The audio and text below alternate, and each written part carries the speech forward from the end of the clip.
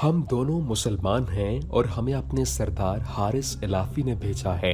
उसने कोई पैगाम दिया है? हाँ सालारे आला। एक ने जवाब दिया, दीबल से आगे एक शहर है जिसका नाम नैरून है। वहाँ का हाकिम बुध है। वो राजा ताहिर का मुकर्रर किया हुआ हाकिम है, लेकिन उसने राजा ताहिर को बताए बगैर एक दलेराना फैसला किया है। उसने चोरी छिपे अपने 2-3 आदमियों को बसरा भेजा था। वफ्द आपके चचा हुज्जाज बिन यूसुफ से मिलकर वापस आ गया है। हाकिम नैरून हुज्जाज को पैगाम भेजा था कि वो मुसलमानों के खिलाफ नहीं लड़ेगा।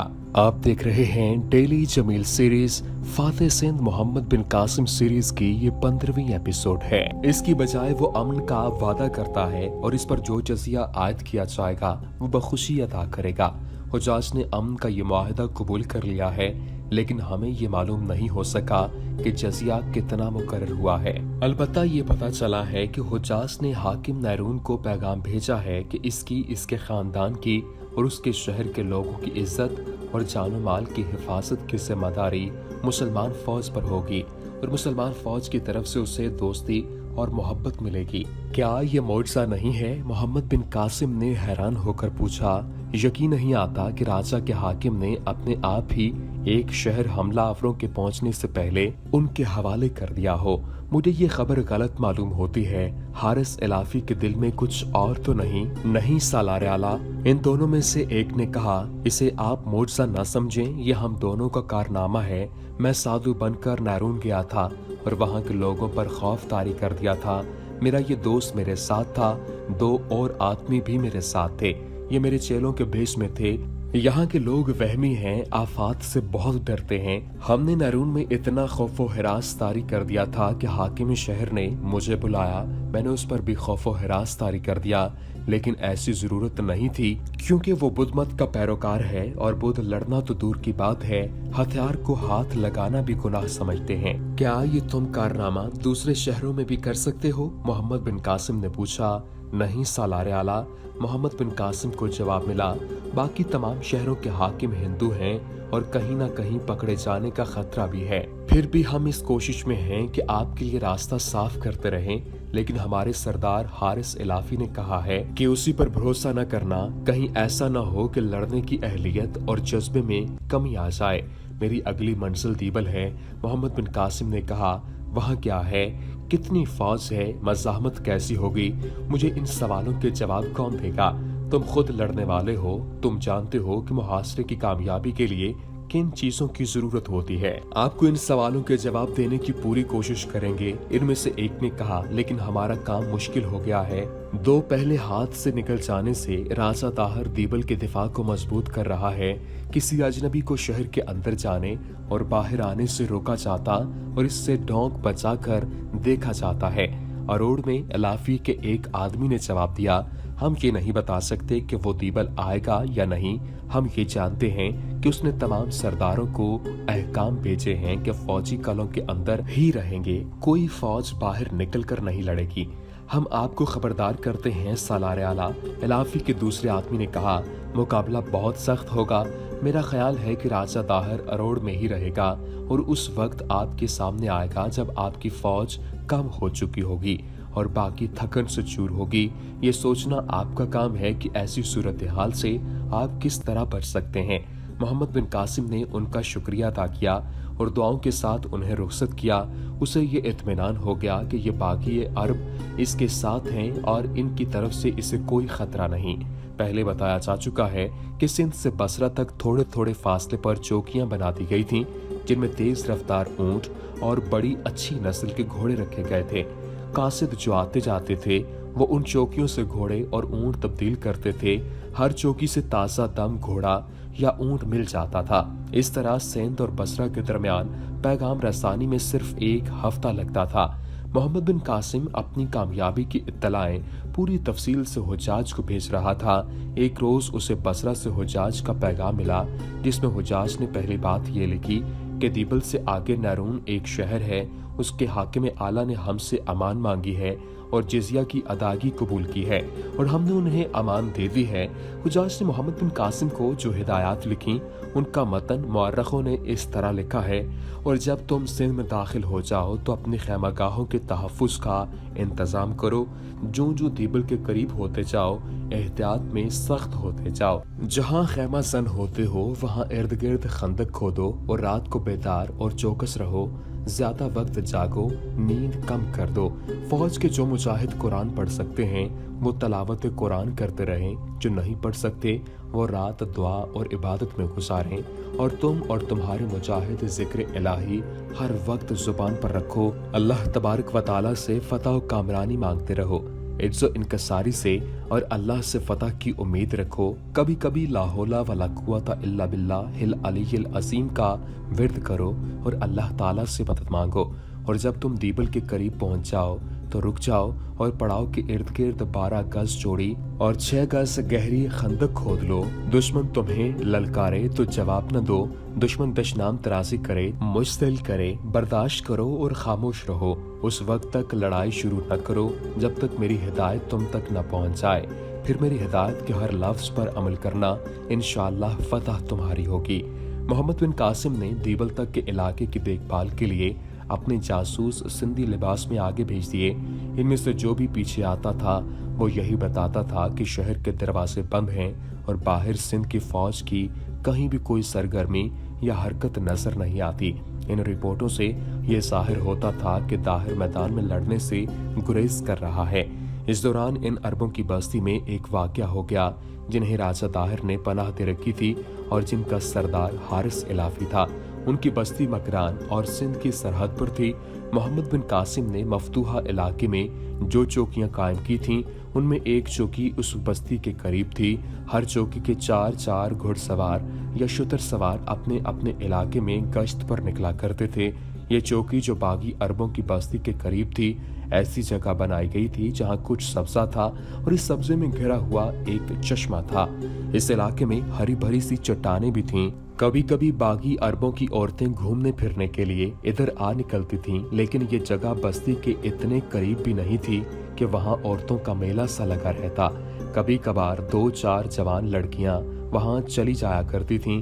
ایک روز بستی کی 3 جوان اور شادی شدہ لڑکیاں اس جگہ گئیں۔ کچھ دیر بعد ان میں سے 2 لڑکیاں چیختی چلاتی گھبراہٹ کے عالم میں دوڑتی واپس آئیں۔ تیسری لڑکی ان کے ساتھ نہیں تھی۔ بستی کے سب لوگ باہر نکل آئے۔ ان لڑکیوں نے بتایا کہ وہ چشمے کے قریب پہنچے تو عرب سے آئی ہوئی فوج کے 4 آدمی جو گھوڑے پر سوار تھے وہاں آ گئے۔ لڑکیوں کے قریب آ کر چاروں گھوڑے سے اترے اور لڑکیوں پر جھپٹ پڑے۔ یہ 2 لڑکیاں بھاگ نکلنے میں کامیاب ہو گئیں، لیکن انہوں نے تیسری لڑکی کو پکڑ لیا۔ اتنا سننا تھا کہ ان تینوں لڑکیوں کے خاوند اور کئی اور آدمی تلواریں اور برچیاں لیے چشمے کی طرف دوڑ پڑے۔ تیسری لڑکی اس حالت میں واپس آتی ہوئی دکھائی دی کہ وہ قدم گھسیٹ رہی تھی۔ اس کے کپڑے پھٹے ہوئے تھے، سر پر اوڑھنی نہیں تھی، بال بکھرے ہوئے تھے اور وہ روتی ہوئی چلی آ رہی تھی۔ اس کے خاوند نے دوڑ کر اسے سہارا دیا تو وہ خاوند کے بازو میں گر پڑی۔ اس سے یہ پوچھنے کی ضرورت نہیں تھی کہ اس کے ساتھ کیا واقعہ پیش آیا ہے، وہ بے ہوش ہو چکی تھی۔ جو آدمی وہاں پہنچے تھے ان کی یہ حالت ہو گئی جیسے وہ محمد بن قاسم کی ساری فوج کو قتل کر دیں گے۔ یہ ہے وہ فوج جس کی مدد ہمارا سردار حارث الافی کرنا چاہتا ہے۔ خدا کی قسم عرب تو ایسے نہ تھے، یہ سب بنو امیہ کے لوگ ہیں۔ ابھی اس چوکی پر چلو، کسی ایک کو بھی زندہ نہیں چھوڑیں گے۔ چلو ابھی چلو، کتنے آدمی ہوں گے؟ 10-12 وہی تو ہیں، سب کو صاف کر دو۔ ایک طوفان تھا جو ان سب کے سینوں سے اٹھ رہا تھا۔ یہ سب عرب کی پیداوار تھے، اتنے بڑے جرم کو وہ بخشنے کے لیے تیار نہ تھے۔ ان میں سب قتل کی بات کرتے تھے اور کچھ ایسے بھی تھے جو کہتے تھے کہ ان سب کو اکٹھے کھڑے کر کے سنسار کر دو۔ 2-3 نے یہ سزا تجویز کی کہ انہیں گھوڑوں کے پیچھے باندھ کر اس وقت تک گھوڑے دوڑاتے رہو جب تک ان کی کھالیں اتر نہ جائیں۔ वो इस चौकी की तरफ चल ही पड़े थे कि हारिस इलाफी घोड़ा दौड़ाता पहुंच गया। इसके साथ 3-4 उसकी उम्र के बूढ़े आदमी थे जो ऊंटों पर सवार थे। इलाफी को देखकर सब वाही तबाही बकने लगे। इलाफी उन्हें खामोश कराने की नाकाम कोशिश कर रहा था। तुम हमारे बरादर हो। उस लड़की के खावंद ने बड़े गजबनाक लहजे में इलाफी से कहा, तुम्हारा हुक्म मानना हमारा फर्ज है, लेकिन आज हम तुम्हारा सिर्फ ये हुक्म मानेंगे कि उस चौकी के तमाम आदमियों को कत्ल कर दिया जाए। तुम कहते हो कि हम अरब से आई हुई फौज को अपनी फौज समझें। एक और आदमी बोला, हम इस फौज के सालार को भी जिंदा नहीं छोड़ेंगे। खामोश क्यों हो सरदार हारिस? लड़की के खावंद ने चिल्लाकर इलाफी से कहा, शर्मसार हो, कुछ बोलो और हमें हुक्म दो। इन 4 आदमियों की सजा यकीनन मौत है। हारिस इलाफी ने कहा, लेकिन मुझे इतनी मोहलत दो कि मैं इनके सालार से मिलूं। किस सालार की बात करते हो? एक उधेड़ उम्र अरब ने कहा, क्या आप भूल रहे हो कि वो हुज्जाज का भतीजा है और ये वो हुज्जाज है जिसकी वजह से हम जलावतन हुए हैं। बनु उमैया की खिलाफत की रोटियों पर जिंदा रहने वाला हमारा सबसे बड़ा दुश्मन है। इसके पाले हुए भतीजे के साथ तुम क्या बात करोगे? वो कहेगा कि झूठा इल्जाम है।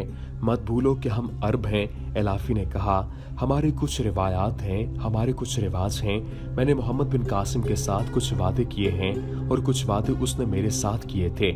अचानक इलाफी की आवाज में जोश पैदा हो गया और उसकी आवाज बहुत ऊंची हो गई। उसने तलवार निकाल कर कहा, अगर हुज्जाज के भतीजे ने मुझे ये कहा कि मैं झूठ बोल रहा हूँ और उसके सिपाहियों ने हमारी लड़की के साथ कोई ज्यादती नहीं की, तो उस तलवार पर तुम मोहम्मद बिन कासिम का खून देखोगे। और मैं ये भी जानता हूँ कि उसके मुहाफिज मेरे जिस्म को पर्चियों से छलनी कर देंगे। मुझे इसके पास जाने दो। अगर वो अपने सिपाहियों को बचाने की कोशिश करेगा तो अपनी जान से हाथ धो बैठेगा। मैं तुम सब से वादा करता हूँ, मैंने जो कहा है वो करके दिखाऊंगा। ये लोग इस कदर भड़के हुए थे कि इन पर काबू पाना मुमकिन नजर नहीं आ रहा था, लेकिन उन जलावतन अरबों में इतना डिसिप्लिन मौजूद था कि उन्होंने अपने सरदार के वादे को तस्लीम कर लिया और लड़की को घोड़े पर बिठा कर ले आए। उस वक्त तक रात गहरी हो चुकी थी। मोहम्मद बिन कासिम रोमन बेला में था जो कुछ लंबी मुसाफिर थी। हारिस इलाफी निसफ शब से कुछ पहले 2 आदमियों के साथ चल पड़ा। इलाफी और उसके साथियों को दूर से फजर की आजान की आवाज सुनाई थी। उन्होंने घोड़ों को एड़ लगा दी ताकि नमाज तक पहुंच जाएंगे। ये आजान रोमन बेला की आवाज थी। ये तीनों कले के दरवाजे पर पहुंचे तो दरवाजा बंद था। इनके लिए दरवाजा इतनी जल्दी नहीं खुल सकता था, लेकिन मोहम्मद बिन कासिम ने हुक्म दे रखा था कि सरदार हारिस इलाफी जब भी आए तो इसके लिए दरवाजा खोल दिया जाए। लिहाजा उनके लिए दरवाजा खोल दिया गया और वो ऐन उस वक्त पहुंचे जब जमात खड़ी हो रही थी।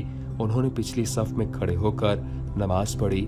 नमाज के बाद इलाफी नमाजियों के हुजूम को चीरता हुआ मोहम्मद बिन कासिम तक पहुंचा। मोहम्मद बिन कासिम उसे इतनी सवेरे देखकर हैरान हुआ। आप पर अल्लाह की रहमत हो। मोहम्मद बिन कासिम ने कहा, आप कोई बहुत बड़ी खबर लाए हैं? हाँ कासिम के बेटे, इलाफी ने कहा, खबर बहुत बड़ी है और बहुत बुरी भी। उसके बोलने का अंदाज ऐसा था कि मोहम्मद बिन कासिम के चेहरे पर घबराहट आ गई। उसने कुछ भी न कहा और इलाफी उसके दोनों साथियों को अपने कमरे में ले गया। ये कला था जिसमें कलादार की रिहाइश बड़ी शाहाना थी। इब्ने कासिम, इलाफी ने कहा, अगर इलाफियों के साथ दोस्ती सच्चे दिल से लगाई है तो आज दोस्ती का हक अदा कर दे। हक अदा करूंगा। मोहम्मद बिन कासिम ने कहा, अगर आप कोई एहसान करके इसका सिला मांगते हैं तो अपने मुंह से कहें, मैं उतना ही सिला दूंगा। हारिस इलाफी ने उसे ये सारा वाकया सुना दिया कि उसके सिपाहियों ने किस तरह 3 लड़कियों पर झपट कर एक लड़की को खराब किया है। ये सुनकर मोहम्मद बिन कासिम पर जैसे सख्ता तारी हो गया। मेरे अजीज, इलाफी ने कहा, मैंने अपने कबीले के लोगों को और उन तमाम अरबों को जो यहाँ रहते हैं और जिन्हें तुम्हारा खलीफा बागी कहता है, बड़ी मुश्किल से रजामंद किया था कि वो अरब से आई हुई फौज की अगर खुल्लम खुल्ला मदद न करे तो दर पर्दा कुछ न कुछ जरूर करें, और अगर दिल ये भी न माने तो इतना ही करें कि उनके खिलाफ हमारी तरफ से कोई कार्रवाई न हो। लेकिन अब मेरी हस्ती का ये आलम है कि अगर तुम वहां चले जाओ तो मालूम नहीं कितनी बर्छियां तुम्हारे जिस्मों पर उतर जाएंगी। मैं उन्हें एक वादे पर ठंडा करके आया हूँ। अगर मैं जरूरत से ज्यादा उनकी तवक्को के खिलाफ वक्त लगाकर वापस गया तो शायद वो मुझे रास्ते में ही मिल जाएं और मुझे ही कत्ल कर दें। हाँ हारिस, मोहम्मद बिन कासिम ने कहा, उन्हें इससे ज्यादा मुश्तइल होना चाहिए। ये वाकया ऐसा नहीं कि लोगों को बातों से ठंडा किया जा सके। मुझे बता, कासिम के बेटे हारिस इलाफी ने कहा। तू क्या करेगा? कुछ नहीं करना तो मुझे बता, मैं क्या करूं? मैं दीबल पर हमला करूंगा, मोहम्मद बिन कासिम ने कहा, लेकिन इस मामले को मैं सबसे पहले मिटाऊंगा। मोहम्मद बिन कासिम ने उसी वक्त अपना घोड़ा मंगवाया और इलाफी और उसके साथियों के साथ चल पड़ा। दस्तूर के मुताबिक चंद एक मुहाफिज उसके साथ गए। खालिद बिन वलीद ने जासूसी के निज़ाम को एक खास तंजीम दी थी और जिस तरह उन्होंने इस निज़ाम को चलाया था वो इतना कामयाब रहा था कि ये अरब की फौज का लाजमी हिस्सा बन गया था।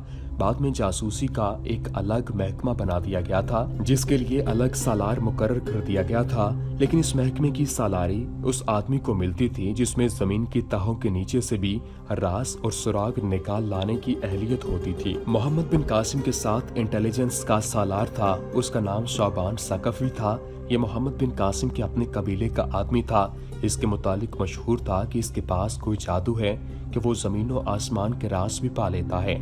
मोहम्मद बिन कासिम जब इलाफी के साथ रवाना हुआ तो शौबान सकफी भी उसके साथ गया। मोहम्मद बिन कासिम ने खास तौर पर उसे साथ लिया था। हारिस इलाफी और इसके साथी भी घोड़ों पर सवार थे। उन्हें तवक्को थी कि दोपहर तक बस्ती तक पहुंच जाएंगे, लेकिन मोहम्मद बिन कासिम ने कले से निकलते ही घोड़ा दौड़ा दिया था। पता चला था जैसे वो उड़कर वारदात वाली चौकी तक पहुंचने की कोशिश में हो। वो इन सब से आगे था। उसने शौबान सकफी को अपने साथ रखा था और उसके साथ वो बातें करता जा रहा था। दोपहर से खासा पहले वो चौकी तक पहुंच गए। अपने सालार को देखकर चौकी के तमाम आदमी बाहर निकल आए। मोहम्मद बिन कासिम पीछे हटाया और शौबान सकफी चौकी के आदमियों के करीब गया और उनसे पूछा कि कल पिछले पहर से शाम तक गश्त पर कौन कौन निकला था। 4 सिपाहियों ने हाथ खड़े किए। क्या तुम चारों ने इन 3 लड़कियों पर हमला किया था? शौबान ने पूछा। या तुम में कोई ऐसा भी था जिसने इस जुर्म में शरीक होना पसंद न किया हो? चारों हैरत से शौबान की तरफ देखने लगे। तुम देख रहे हो कि सालारे आला साथ आए हैं। शौबान ने कहा, इससे समझ लो कि ये मामला कितना संगीन है और तुम्हारा जुर्म बेनकाब हो चुका है। दुश्मन की जमीन पर खड़े होकर अपनी जुबान नापाक न कर, एक सिपाही ने गुस्सीली आवाज में कहा। वतन से दूर लाकर हमें यूं जलील न कर सालार। इस सिपाही की बात अभी पूरी नहीं हुई थी कि एक और सिपाही उससे ज्यादा गुस्सीली और बुलंद आवाज से मोहम्मद बिन कासिम की तरफ हाथ लंबा करके बोला, ऐ सालारे अरब, तुझे उस अल्लाह की कसम जिसके नाम पर लड़ने के लिए तू हमें यहाँ लाया है, हमें ये बता कि ये शख्स हम पर ऐसी तोहमत क्यों लगा रहा है? हम तेरी टक्कर के आदमी नहीं।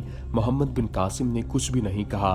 उसने ये तफ्तीशी काम शौबान सकफी के सपुर्द कर दिया और ये शौबान का ही काम था। चारों सिपाही एहतजाजी वावेला कर रहे थे। इलाफी और उसके साथी अलग खड़े देख रहे थे। हारिस इलाफी, शौबान ने कहा, तीनों लड़कियों को बस्ती से अपने साथ ले आओ और जितने भी लोग उनके साथ आना चाहें आ जाएं।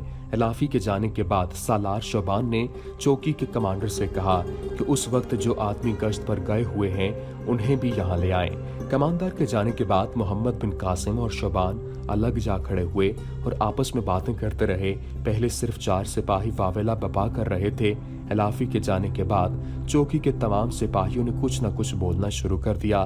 मोहम्मद बिन कासिम में इतना तहम्मुल था और इतनी बुर्दबारी के सिपाहियों ने बास बातें ऐसी नारवा की जो कोई सिपाही भी बर्दाश्त नहीं कर सकता, लेकिन मोहम्मद बिन कासिम खामोशी से सुनता रहा। आखिर शौबान सकफी ने उन्हें तसल्ली दी कि बेइंसाफी नहीं होगी। सालारे आला, एक उधेड़ उम्र सिपाही ने मोहम्मद बिन कासिम से कहा, मालूम होता है ये लोग जो आपके साथ आए हैं ये बागी लोग हैं जिन्हें अरब से निकाल दिया गया था और सिंध के राजा ने उन्हें अपनी शफकत के साए में रख लिया है। क्या तुम लोग अपनी जुबानें बंद नहीं रख सकते? शौबान सकफी ने कहा, मैं कह चुका हूँ कि किसी के साथ नाइंसाफी नहीं होगी, इंसाफ होगा। साफ नजर आ रहा था कि उन सिपाहियों के दिलों में बागी अरबों के खिलाफ नफरत के शोले भड़क उठे थे। इलाफी तीनों लड़कियों के साथ दूर से आता नजर आया। पीछे पीछे बस्ती के कई आदमी आ रहे थे। शौबान ने उनकी तरफ घोड़ा दौड़ाया और उन्हें दूर ही रोक लिया। फातेह सिंध मोहम्मद बिन कासिम सीरीज का सिलसिला जारी है। अगले एपिसोड में आपको बताएंगे कि क्या बागी अरब और अरब के सिपाही आपस में आमने सामने आ गए या फिर ये कोई चाल थी। امید کرتے ہیں کہ آپ کو ہماری یہ ویڈیو پسند آئی ہوگی۔ ویڈیو پسند آنے کی صورت میں لائک کیجئے، شیئر کیجئے اور ہمارے چینل کو سبسکرائب کرنا مت بھولیے گا۔ وما علینا الا البلاغ المبین۔